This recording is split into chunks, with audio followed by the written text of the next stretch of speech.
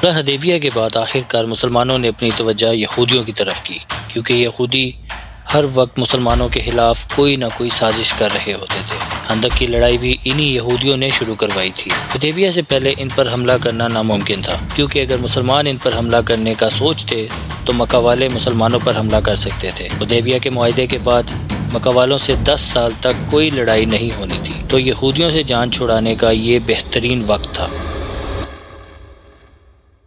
یہودیوں کا head quarter بھی خیبر تھا، جس کا قلعہ پورے عرب میں سب سے زیادہ طاقتور قلعوں میں سے ایک تھا۔ اب تقریباً سب ہی ریگستان ہیں، لیکن خیبر میں کھیت اور پھل بہت زیادہ تھے، جنہیں پورے عرب میں ایکسپورٹ کیا جاتا تھا، اور اس سے جتنا پیسہ بنتا تھا اسے سارے یہودی اس قلعے میں محفوظ کر کے رکھتے تھے، کیونکہ انہیں معلوم تھا کہ خیبر کو فتح کرنا ناممکن ہے۔ مسلمانوں نے بہت ہی خفیہ طور پر خیبر پر حملے کی تیاری شروع کر دی، لیکن مدینہ کے منافقوں نے پہلے ہی خیبر والوں کو بتا دیا کہ بھائی صرف 1500 لوگوں کی فوج تمہاری طرف آ رہی ہے، اور تم لوگ تو ویسے بھی بہت زیادہ ہو، آرام سے انہیں ہرا دینا۔ یہودیوں نے بھی اس خبر کو بہت معمولی لیا، لیکن ایک دن یہودی جب اپنے کھیتوں میں کام کرنے نکلے تو اچانک مسلمانوں کی فوج سامنے کھڑی تھی۔ وہ چیخنے چلانے لگے کہ محمد آ گئے ہیں، محمد آ گئے ہیں، اور بھاگ کر واپس قلعے میں چلے گئے۔ اگر آج گاڑی میں جائیں تو 2-2.5 گھنٹے لگ جاتے ہیں، اور خیبر کے آس پاس قلعے کے 2 بڑے حصے تھے۔ ایک حصے میں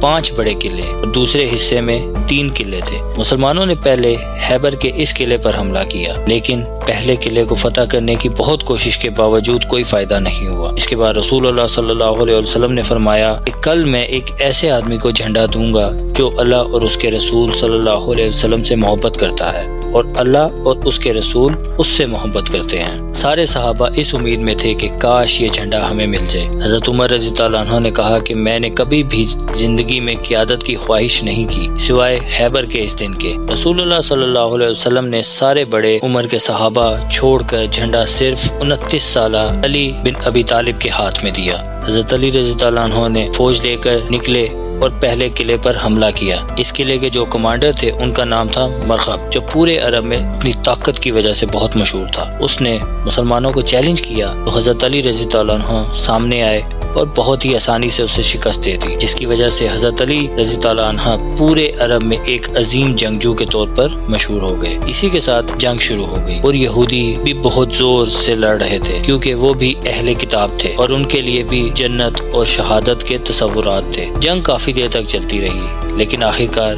یہودی اس قلعے کو چھوڑ کر دوسرے قلعے میں چلے گئے، اور اس طرح خیبر کا پہلا قلعہ فتح ہو گیا۔ 3 دن تک مسلمان دوسرے قلعے کو فتح نہیں کر سکے، کیونکہ یہودیوں نے سختی سے مقابلہ کیا، مگر وہ یہ قلعہ بھی چھوڑ کر تیسرے قلعے کی طرف بھاگ گئے۔ مسلمانوں نے یہ جاننے کے بعد کہ یہودی خفیہ راستوں کے ذریعے پانی قلعے کے اندر لا رہے ہیں، وہ تمام راستے بند کر دیے، جس کے بعد یہودی قلعے سے باہر نکل آئے اور مسلمانوں نے آسانی سے قلعہ فتح کر لیا۔ یہودی چوتھے قلعے کو بھی چھوڑ کر 5ویں اور آخری قلعے کی طرف چلے گئے۔ 5واں قلعہ پہاڑ کے اوپر بنا ہوا تھا، جسے فتح کرنا بہت ہی مشکل تھا۔ مسلمانوں نے منجنیقوں پتھر پھینکنے والی مشینوں سے بمباری شروع کر دی۔ آخرکار قلعے کی ایک دیوار گر گئی اور مسلمانوں نے پوری طاقت سے حملہ کر دیا۔ یہودی عورتیں، بچے، سونا چاندی سب کچھ چھوڑ کر قلعے کے دوسرے حصے میں بھاگ گئے۔ کچھ مورخین کے مطابق آخری 3 قلعے بغیر جنگ کے ہتھیار ڈال چکے تھے، جبکہ کچھ کے مطابق 2 قلعوں نے ہتھیار ڈالے اور ایک کے ساتھ جنگ ہوئی۔ آخرکار یہودیوں نے سخت جنگ کے بعد ہتھیار ڈال دیے اور رسول اللہ صلی اللہ علیہ وسلم نے خیبر کو فتح کر لیا۔